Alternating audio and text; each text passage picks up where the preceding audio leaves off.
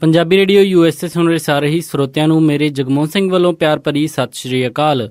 ਅੱਜ 15 ਅਗਸਤ ਦਿਨ ਸੋਮਵਾਰ ਪ੍ਰੋਗਰਾਮ ਲੈ ਕੇ ਹਾਜ਼ਰ ਹਾਂ ਅਪਡੇਟ ਅਮਰੀਕਾ, ਜਿਸ ਦੇ ਵਿੱਚ ਤੁਹਾਨੂੰ ਵਰਲਡ ਨਿਊਜ਼, ਅਮਰੀਕਾ ਦੀਆਂ ਨਿਊਜ਼, ਮੌਸਮ ਦੇ ਬਾਰੇ ਜਾਣਕਾਰੀ, ਇਕੋਨਮੀ ਦੀ ਜਾਣਕਾਰੀ, ਵੱਖ-ਵੱਖ ਕੰਟਰੀ ਦੇ ਹਿਸਾਬ ਦੇ ਨਾਲ ਕਰੰਸੀ ਐਕਸਚੇਂਜ ਰੇਟ ਅਤੇ ਸੋਨੇ ਅਤੇ ਚਾਂਦੀ ਦੇ ਭਾਅ ਦੱਸਾਂਗੇ। ਖਬਰਾਂ ਦੀ ਸ਼ੁਰੂਆਤ ਕਰਨ ਤੋਂ ਪਹਿਲਾਂ ਅਸੀਂ ਧੰਨਵਾਦ ਕਰਦੇ ਹਾਂ ਆਪਣੇ ਸਪਾਂਸਰਸ ਦਾ, ਜਿਨ੍ਹਾਂ ਨੇ ਅੱਜ ਦੇ ਇਸ ਪ੍ਰੋਗਰਾਮ ਦੇ ਵਿੱਚ ਸਹਿਯੋਗ ਪਾਇਆ। ਅੱਜ ਦੀਆਂ ਖਬਰਾਂ ਦੇ ਸਪਾਂਸਰਸ ਹਨ ਖਾਲਸਾ ਇੰਸ਼ੋਰੈਂਸ ਏਜੰਸੀ ਵਾਲੇ ਸੈਨ ਹੋਜ਼ੇ ਤੋਂ, ਜੋ ਕਿ ਹਰ ਪ੍ਰਕਾਰ ਦੀ ਇੰਸ਼ੋਰੈਂਸ ਕਰਦੇ ਹਨ ਅਤੇ ਕਿਸੇ ਵੀ ਤਰ੍ਹਾਂ ਦੀ ਇੰਸ਼ੋਰੈਂਸ ਦੀ ਜਾਣਕਾਰੀ ਦੇ ਲਈ ਤੁਸੀਂ ਇਹਨਾਂ ਨੂੰ ਕਾਲ ਕਰ ਸਕਦੇ ਹੋ 408 272 2500 'ਤੇ। ਇਸ ਦੇ ਨਾਲ ਸੰਤੋਖ ਸਿੰਘ ਵਾਸੀ ਪਰਮਜੀਤ ਕੌਰ ਜੀ ਵਾਸੀ ਫਰੀਮੌਂਟ ਤੋਂ, ਮਨਜੀਤ ਸਿੰਘ ਨਰਿੰਦਰ ਕੌਰ ਕੁਲਾਰ ਜੀ ਕਲੋਵਿਸ ਤੋਂ ਅਤੇ ਗਿਆਨ ਸਿੰਘ ਨਾਗਰਾ ਜੀ ਸੈਨ ਹੋਜ਼ੇ ਤੋਂ। ਜੇਕਰ ਤੁਸੀਂ ਵੀ ਇਸ ਪ੍ਰੋਗਰਾਮ ਨੂੰ ਜਾਂ ਪੰਜਾਬੀ ਰੇਡੀਓ USA ਦੇ ਕਿਸੇ ਵੀ ਹੋਰ ਪ੍ਰੋਗਰਾਮ ਨੂੰ ਸਪਾਂਸਰ ਕਰਨਾ ਚਾਹੁੰਦੇ ਹੋ ਤਾਂ ਤੁਸੀਂ ਕਾਲ ਕਰ ਸਕਦੇ ਹੋ 408 722 7698 'ਤੇ, ਜਾਂ ਫਿਰ ਈਮੇਲ ਕਰ ਸਕਦੇ ਹੋ ਸਾਡੇ ਈਮੇਲ ਐਡਰੈਸ info@punjabiradiousa.com 'ਤੇ। ਹੁਣ ਵੱਧਦੇ ਹਾਂ ਜੀ ਅੱਜ ਦੀ ਪਹਿਲੀ ਖਬਰ ਵੱਲ। ਰਿਪਬਲਿਕਨ ਪਾਰਟੀ ਦੇ ਉਮੀਦਵਾਰ ਡੋਨਲਡ ਟਰੰਪ ਨੇ ਅੱਜ ਓਹਾਇਓ ਦੀ ਇੱਕ ਸਟੇਟ ਯੂਨੀਵਰਸਿਟੀ ਦੇ ਵਿੱਚ ਬੋਲਦੇ ਹੋਏ ਆਪਣੇ ਇਮੀਗ੍ਰੈਂਟ ਪਲਾਨ ਅਤੇ ਅੱਤਵਾਦ ਨੂੰ ਰੋਕਣ ਦੇ ਪਲਾਨ ਦੇ ਬਾਰੇ ਦੱਸਿਆ। ਡੋਨਲਡ ਟਰੰਪ ਨੇ ਕਿਹਾ ਕਿ ਵਧ ਰਹੇ ਇਸ ਅੱਤਵਾਦ ਨੂੰ ਠੀਕ ਉਸੇ ਤਰ੍ਹਾਂ ਹੀ ਠੱਲ ਪਾਈ ਜਾ ਸਕਦੀ ਹੈ ਜਿਵੇਂ ਕਿ US ਨੇ ਕੋਲਡ ਵਾਰ ਦੇ ਸਮੇਂ ਦੇ ਦੌਰਾਨ ਰਣਨੀਤੀ ਅਪਣਾਈ ਸੀ। ਡੋਨਲਡ ਟਰੰਪ ਨੇ ਕਿਹਾ ਕਿ ਜੇਕਰ ਉਹ ਰਾਸ਼ਟਰਪਤੀ ਬਣਦੇ ਹਨ ਤਾਂ ਉਹ ਸਾਰੀ ਕੰਟਰੀਜ਼ ਜੋ ਕਿ ਇਸ ਅੱਤਵਾਦ ਦੇ ਨਾਲ ਅਫੈਕਟਡ ਹਨ ਉੱਥੋਂ ਇਮੀਗ੍ਰੈਂਟਸ ਦੀ ਐਂਟਰੀ ਬੈਨ ਕਰ ਦੇਣਗੇ। ਉਹਨਾਂ ਨੇ ਬਿਨਾਂ ਕਿਸੇ ਦੇਸ਼ ਦਾ ਨਾਮ ਲੈਂਦੇ ਹੋਏ ਕਿਹਾ ਕਿ ਜਿੰਨੇ ਵੀ ਦੇਸ਼ ਉਹਨਾਂ ਦੇ ਅਲਾਈਜ਼ ਹਨ ਜਾਂ ਜੋ ਵੀ ਅੱਤਵਾਦ ਤੋਂ ਪ੍ਰਭਾਵਿਤ ਹਨ ਉੱਥੋਂ ਦੇ ਸਿਟੀਜ਼ਨਸ ਦੀ ਐਂਟਰੀ US ਦੇ ਵਿੱਚ ਨਹੀਂ ਹੋਵੇਗੀ।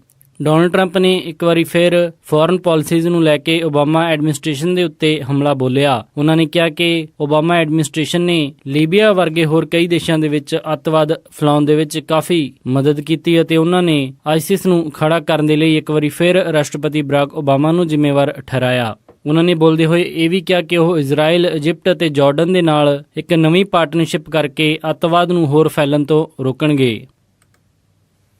US ਨੇ ਅੱਜ ਗੁਆਂਟਾਨਾਮੋ ਬੇ ਤੋਂ 15 ਕੈਦੀਆਂ ਨੂੰ ਦੁਬਈ ਦੇ ਵਿੱਚ ਟ੍ਰਾਂਸਫਰ ਕਰ ਦਿੱਤਾ ਹੈ। ਰਾਸ਼ਟਰਪਤੀ ਬਰਾਕ ਓਬਾਮਾ ਦੀ ਲਗਾਤਾਰ ਕੋਸ਼ਿਸ਼ ਚੱਲ ਰਹੀ ਹੈ ਜਿਸ ਦੇ ਵਿੱਚ ਉਹ ਗੁਆਂਟਾਨਾਮੋ ਬੇ ਦੀ ਜੇਲ੍ਹ ਨੂੰ ਪੱਕੇ ਤੌਰ ਦੇ ਉੱਤੇ ਬੰਦ ਕਰਨਾ ਚਾਹੁੰਦੇ ਹਨ। ਜਦੋਂ ਉਹ ਆਫਿਸ ਦੇ ਵਿੱਚ ਆਏ ਸਨ ਤਾਂ ਉਸ ਸਮੇਂ 242 ਕੈਦੀ ਇਸ ਦੇ ਵਿੱਚ ਕੈਦ ਸਨ ਅਤੇ ਹੁਣ ਇਨ੍ਹਾਂ 15 ਕੈਦੀਆਂ ਨੂੰ ਰਿਲੀਜ਼ ਕਰਨ ਤੋਂ ਬਾਅਦ ਬਾਕੀ ਸੰਖਿਆ 61 ਰਹਿ ਜਾਏਗੀ। ਹਾਲਾਂਕਿ ਕਾਂਗਰਸ ਅਤੇ ਪੈਂਟਾਗਨ ਲਗਾਤਾਰ ਓਬਾਮਾ ਪ੍ਰਸ਼ਾਸਨ ਦੀ ਇਸ ਕੋਸ਼ਿਸ਼ ਦਾ ਵਿਰੋਧ ਕਰਦੇ ਆ ਰਹੇ ਹਨ। ਟ੍ਰਾਂਸਫਰ ਕੀਤੇ ਜਾ ਰਹੇ ਇਨ੍ਹਾਂ 15 ਕੈਦੀਆਂ ਦੇ ਵਿੱਚੋਂ 12 ਯਮਨ ਦੇ ਹਨ ਅਤੇ 3 ਅਫਗਾਨੀ ਹਨ। ਸਪਟੈਂਬਰ 11, 2001 ਦੇ ਵਿੱਚ ਹੋਏ ਅੱਤਵਾਦੀ ਅਟੈਕ ਤੋਂ ਬਾਅਦ ਇਸ ਗੁਆਂਟਾਨਾਮੋ ਬੇ ਦੇ ਵਿੱਚ 800 ਲੋਕ ਕੈਦ ਕੀਤੇ ਗਏ ਸਨ, ਜਿਨ੍ਹਾਂ ਦੇ ਵਿੱਚੋਂ 532 ਕੈਦੀ ਰਾਸ਼ਟਰਪਤੀ ਜਾਰਜ W ਬੁਸ਼ ਦੇ ਸ਼ਾਸਨਕਾਲ ਦੌਰਾਨ ਹੀ ਛੱਡ ਦਿੱਤੇ ਗਏ ਸਨ ਅਤੇ ਰਾਸ਼ਟਰਪਤੀ ਬਰਾਕ ਓਬਾਮਾ ਦੇ ਪ੍ਰਸ਼ਾਸਨ ਵੱਲੋਂ 200 ਲੋਕਾਂ ਨੂੰ ਛੱਡਿਆ ਗਿਆ ਹੈ। ਦੱਸਿਆ ਜਾ ਰਿਹਾ ਹੈ ਕਿ ਪਿਛਲੇ ਕੁਝ ਮਹੀਨਿਆਂ ਦੇ ਵਿੱਚੋਂ ਇਹ ਟ੍ਰਾਂਸਫਰ ਕਰਨ ਦੀ ਸੰਖਿਆ ਵਧਦੀ ਜਾ ਰਹੀ ਹੈ। ਇਹਨਾਂ ਨੂੰ ਦੁਬਈ ਦੇ ਵਿੱਚ ਇੱਕ ਰੀਹੈਬਿਲਿਟੇਸ਼ਨ ਫੈਸਿਲਿਟੀ ਦੇ ਵਿੱਚ ਰੱਖਿਆ ਜਾਵੇਗਾ, ਜਿੱਥੇ ਕਿ ਇਹਨਾਂ ਨੂੰ ਲਿਟਰੇਚਰ ਵਗੈਰਾ ਪ੍ਰੋਵਾਈਡ ਕਰਕੇ ਜ਼ਿੰਦਗੀ ਦੇ ਕਈ ਸਿਧਾਂਤ ਸਿਖਾਏ ਜਾਣਗੇ। ਇਸ ਪ੍ਰਿਜ਼ਨ ਤੋਂ ਟ੍ਰਾਂਸਫਰ ਕਰਨ ਤੋਂ ਬਾਅਦ US ਉਹਨਾਂ ਕੰਟਰੀਜ਼ ਨੂੰ ਕਾਫੀ ਪੈਸਾ ਪੇ ਕਰਦਾ ਹੈ ਜਿੱਥੇ ਇਹ ਕੈਦੀ ਟ੍ਰਾਂਸਫਰ ਕੀਤੇ ਜਾਂਦੇ ਹਨ।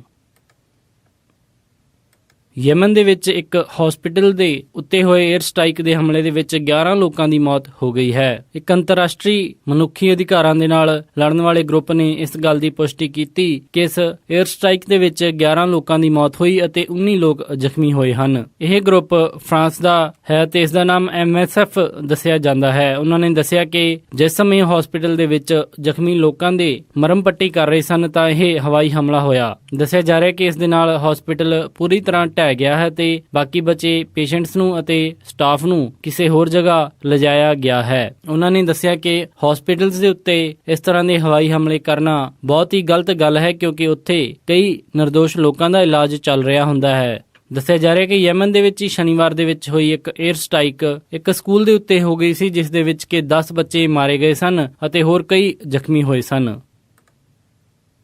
ਮਿਲਵਾਕੀ ਦੇ ਵਿੱਚ ਲਗਾਤਾਰ 2 ਰਾਤਾਂ ਤੋਂ ਹੋਈ ਹਿੰਸਾ ਤੋਂ ਬਾਅਦ 100 ਨੈਸ਼ਨਲ ਗਾਰਡ ਡਿਊਟੀ ਦੇ ਉੱਤੇ ਲਾ ਦਿੱਤੇ ਗਏ ਹਨ ਅਤੇ ਗਵਰਨਰ ਨੇ ਸ਼ਹਿਰ ਦੇ ਵਿੱਚ ਕਰਫਿਊ ਡਿਕਲੇਅਰ ਕਰ ਦਿੱਤਾ ਹੈ। ਇਸ ਗੱਲ ਦੀ ਘੋਸ਼ਣਾ ਕਰਦੇ ਹੋਏ ਅਫੀਸ਼ੀਅਲਸ ਨੇ ਦੱਸਿਆ ਕਿ ਸਭ ਬੱਚੇ ਰਾਤ 10 ਵਜੇ ਤੋਂ ਬਾਅਦ ਘਰਾਂ ਦੇ ਵਿੱਚ ਹੋਣੇ ਚਾਹੀਦੇ ਹਨ। ਦੱਸਿਆ ਜਾ ਰਿਹਾ ਕਿ ਸ਼ਹਿਰ ਦੇ ਸ਼ਰਮਨ ਪਾਰਕ ਦੇ ਨੇਬਰਹੁੱਡ ਕੋਲ ਪੁਲਿਸ ਫੋਰਸ ਅਤੇ ਪ੍ਰੋਟੈਸਟਰਸ ਦੇ ਵਿਚਕਾਰ ਕਾਫੀ ਟੈਂਸ਼ਨ ਦਾ ਮਾਹੌਲ ਬਣਿਆ ਹੋਇਆ ਹੈ। ਗਵਰਨਰ ਸਕਾਟ ਵਾਕਰ ਅਤੇ ਮੇਅਰ ਟੌਮ ਬੈਰਟ ਸ਼ਹਿਰ ਦੇ ਵਿੱਚ ਲਗਾਤਾਰ ਨੈਸ਼ਨਲ ਗਾਰਡ ਮੈਂਬਰਸ ਦੇ ਨਾਲ ਮਿਲ ਕੇ ਹਾਲਾਤ ਦਾ ਜਾਇਜ਼ਾ ਲੈ ਰਹੇ ਹਨ। ਸ਼ਹਿਰ ਦੇ ਮੇਅਰ ਟੌਮ ਬੈਰਟ ਨੇ ਲੋਕਾਂ ਨੂੰ ਸ਼ਾਂਤ ਕਰਦੇ ਹੋਏ ਕਿਹਾ ਕਿ ਸ਼ਹਿਰ ਦੇ ਵਿੱਚ ਇਸ ਨੂੰ ਛੱਡ ਕੇ ਹੋਰ ਕਾਫੀ ਜ਼ਿਆਦਾ ਇਹੋ ਜਿਹੇ ਮੁੱਦੇ ਹਨ ਜਿਨ੍ਹਾਂ ਦੇ ਉੱਤੇ ਚਰਚਾ ਹੋਣੀ ਚਾਹੀਦੀ ਹੈ। ਉਹਨਾਂ ਨੇ ਕਿਹਾ ਕਿ ਹੋ ਸਕਦਾ ਹੈ ਕਿ ਕੁਝ ਵੱਖਰੇ ਵਿਚਾਰ ਹੋਣ ਕਰਕੇ ਇਹ ਸਥਿਤੀ ਇੱਥੋਂ ਤੱਕ ਪਹੁੰਚ ਗਈ, ਪਰ ਹੁਣ ਇਸ ਤੋਂ ਨਿਕਲਣ ਦੀ ਜ਼ਰੂਰਤ ਹੈ। ਉਹਨਾਂ ਨੇ ਕਿਹਾ ਕਿ ਮੈਂ ਉਮੀਦ ਕਰਦਾ ਹਾਂ ਕਿ ਅੱਜ ਦੀ ਰਾਤ ਕਾਫੀ ਸ਼ਾਂਤੀਪੂਰਵਕ ਰਹੇਗੀ ਅਤੇ ਸ਼ਹਿਰ ਦੇ ਵਿੱਚ ਹੋਰ ਕੋਈ ਹਿੰਸਾ ਦੀ ਘਟਨਾ ਨਹੀਂ ਵਾਪਰੇਗੀ। ਰਾਸ਼ਟਰਪਤੀ ਬਰਾਕ ਓਬਾਮਾ ਨੇ ਆਉਣ ਵਾਲੀਆਂ ਨਵੰਬਰ 2016 ਦੀਆਂ ਰਾਸ਼ਟਰਪਤੀ ਦੀਆਂ ਚੋਣਾਂ ਦੇ ਵਿੱਚ ਡੈਮੋਕ੍ਰੈਟਿਕ ਪਾਰਟੀ ਨੂੰ ਹਿਲਰੀ ਕਲਿੰਟਨ ਦੇ ਲਈ ਵੱਧ ਚੜ੍ਹ ਕੇ ਪ੍ਰਚਾਰ ਕਰਨ ਦੇ ਲਈ ਕਿਹਾ ਹੈ। ਰਾਸ਼ਟਰਪਤੀ ਬਰਾਕ ਓਬਾਮਾ ਨੇ ਕਿਹਾ ਕਿ ਓਵਰ ਕੌਨਫੀਡੈਂਸ ਦੇ ਵਿੱਚ ਆ ਕੇ ਹਿਲਰੀ ਕਲਿੰਟਨ ਦਾ ਪ੍ਰਚਾਰ ਕਰਨਾ ਨਹੀਂ ਛੱਡਣਾ। ਉਹਨਾਂ ਨੇ ਕਿਹਾ ਕਿ ਬਾਕੀ ਬਚੇ 80 ਦਿਨਾਂ ਦੇ ਵਿੱਚ ਵੱਧ ਚੜ੍ਹ ਕੇ ਪ੍ਰਚਾਰ ਕਰੋ। ਰਾਸ਼ਟਰਪਤੀ ਬਰਾਕ ਓਬਾਮਾ ਨੇ ਕਿਹਾ ਕਿ ਵੱਧ ਤੋਂ ਵੱਧ ਲੋਕਾਂ ਨੂੰ ਫੋਨ ਕਾਲ ਕਰਕੇ ਉਹਨਾਂ ਦੇ ਨਾਲ ਮਿਲ ਕੇ ਹਿਲਰੀ ਕਲਿੰਟਨ ਦੀ ਉਮੀਦਵਾਰੀ ਨੂੰ ਸਪੋਰਟ ਕਰਨਾ ਚਾਹੀਦਾ ਹੈ।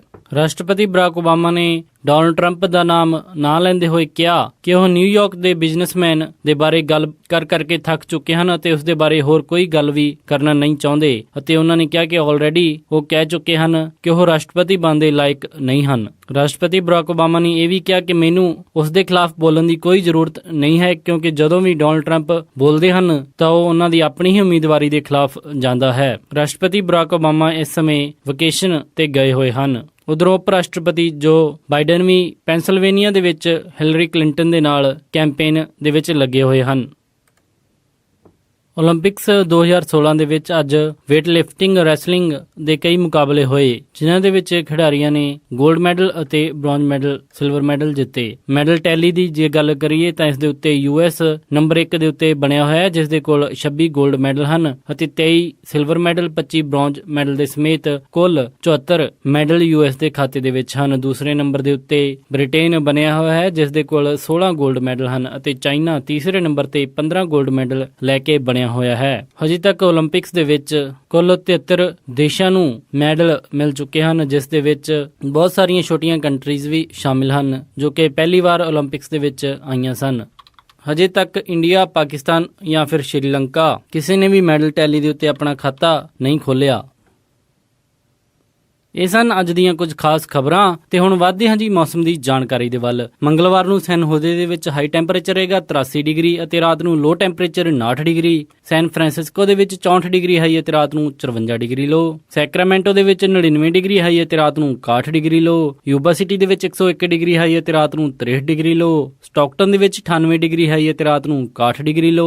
ਟ੍ਰੇਸੀ ਦੇ ਵਿੱਚ 100 ਡਿਗਰੀ ਹਾਈ ਅਤੇ ਰਾਤ ਨੂੰ 63 ਡਿਗਰੀ ਲੋ। ਮੋਡੈਸਟੋ ਦੇ ਵਿੱਚ 100 ਡਿਗਰੀ ਹਾਈ ਅਤੇ ਰਾਤ ਨੂੰ 66 ਡਿਗਰੀ ਲੋ। ਫ੍ਰੈਜ਼ਨੋ ਦੇ ਵਿੱਚ 102 ਡਿਗਰੀ ਹਾਈ ਅਤੇ ਰਾਤ ਨੂੰ 67 ਡਿਗਰੀ ਲੋ। ਬੇਕਰਫੀਲਡ ਦੇ ਵਿੱਚ 104 ਡਿਗਰੀ ਹਾਈ ਅਤੇ ਰਾਤ ਨੂੰ 73 ਡਿਗਰੀ ਲੋ। ਲਾਸ ਐਂਜਲਸ ਦੇ ਵਿੱਚ 88 ਡਿਗਰੀ ਹਾਈ ਅਤੇ ਰਾਤ ਨੂੰ 63 ਡਿਗਰੀ ਲੋ। ਟਰਕੀ ਦੇ ਵਿੱਚ 87 ਡਿਗਰੀ ਹਾਈ ਅਤੇ ਰਾਤ ਨੂੰ 45 ਡਿਗਰੀ ਲੋ। ਸਾਊਥ ਲੇਕ ਟਾਹੋ ਦੇ ਵਿੱਚ 84 ਡਿਗਰੀ ਹਾਈ ਅਤੇ ਰਾਤ ਨੂੰ 44 ਡਿਗਰੀ ਲੋ। ਪੋਰਟਲੈਂਡ ਓਰੇਗਨ ਦੇ ਵਿੱਚ 87 ਡਿਗਰੀ ਹਾਈ ਅਤੇ ਰਾਤ ਨੂੰ 59 ਡਿਗਰੀ ਲੋ। ਸਿਐਟਲ ਦੇ ਵਿੱਚ 75 ਡਿਗਰੀ ਹਾਈ ਅਤੇ ਰਾਤ ਨੂੰ 59 ਡਿਗਰੀ ਲੋ। ਫਲੈਗਸਟੈਫ ਐਰੀਜ਼ੋਨਾ ਦੇ ਵਿੱਚ 77 ਡਿਗਰੀ ਹਾਈ ਅਤੇ ਰਾਤ ਨੂੰ 50 ਡਿਗਰੀ ਲੋ। ਸਾਲਟ ਲੇਕ ਸਿਟੀ ਯੂਟਾ ਦੇ ਵਿੱਚ 97 ਡਿਗਰੀ ਹਾਈ ਅਤੇ ਰਾਤ ਨੂੰ 69 ਡਿਗਰੀ ਲੋ। ਸ਼ਿਕਾਗੋ ਦੇ ਵਿੱਚ 82 ਡਿਗਰੀ ਹਾਈ ਅਤੇ ਰਾਤ ਨੂੰ 69 ਡਿਗਰੀ ਲੋ। ਨਿਊਯਾਰਕ ਦੇ ਵਿੱਚ 88 ਡਿਗਰੀ ਹਾਈ ਅਤੇ ਰਾਤ ਨੂੰ 79 ਡਿਗਰੀ ਲੋ। ਕੈਨੇਡਾ ਟੋਰਾਂਟੋ ਦੇ ਵਿੱਚ 26 ਡਿਗਰੀ ਸੈਲਸੀਅਸ ਹਾਈ ਅਤੇ ਰਾਤ ਨੂੰ 18 ਡਿਗਰੀ ਸੈਲਸੀਅਸ ਲੋ।